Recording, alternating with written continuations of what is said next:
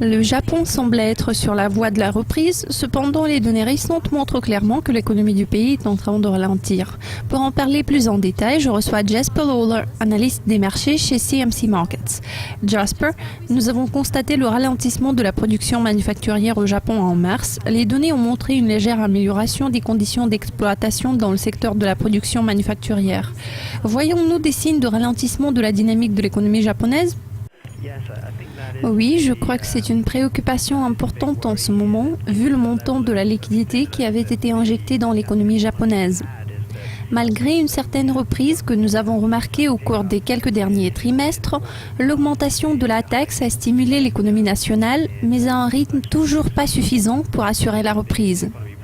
Comme vous l'avez dit, les données récentes ont montré que la croissance du secteur manufacturier n'était pas si robuste que ça et on peut supposer que l'économie nationale commence petit à petit à fléchir.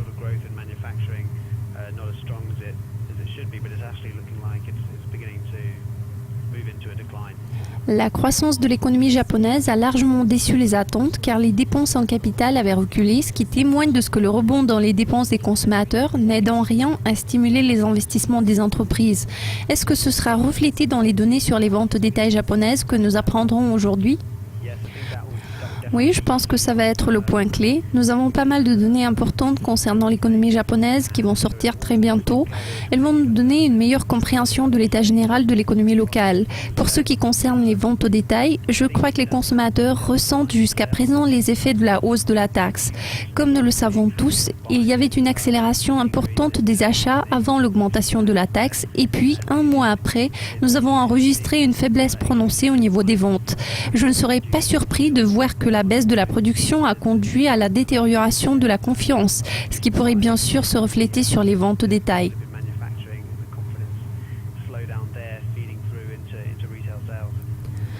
Jetons un coup d'œil au taux d'inflation japonais qui sera également connu ce vendredi. La Banque du Japon a laissé intact son programme de renflouement monétaire massif comme ça avait été prévu, mais plusieurs personnes se prononcent en faveur d'une intervention encore plus puissante. Vu toute cette pression, devrions-nous anticiper des résultats considérables ce vendredi ? Ces résultats seront définitivement considérables compte tenu du montant des mesures de relance monétaire. Le Japon risque plus que les autres pays du monde d'être le premier à être confronté au problème de la déflation, ce qui serait énorme vu le montant de la liquidité injectée dans l'économie.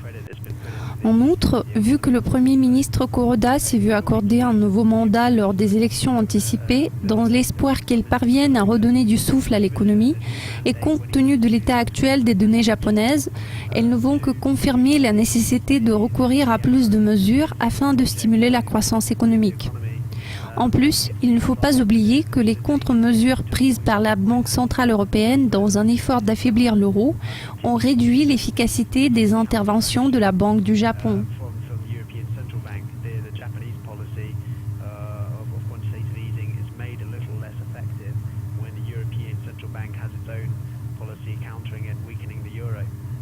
Jasper Lawler de CMC Markets, je vous remercie de votre participation. Merci de nous avoir suivis. C'est tout pour l'instant. Cliquez sur Dukascopy TV pour les mises à jour régulières. Je vous souhaite un bon week-end.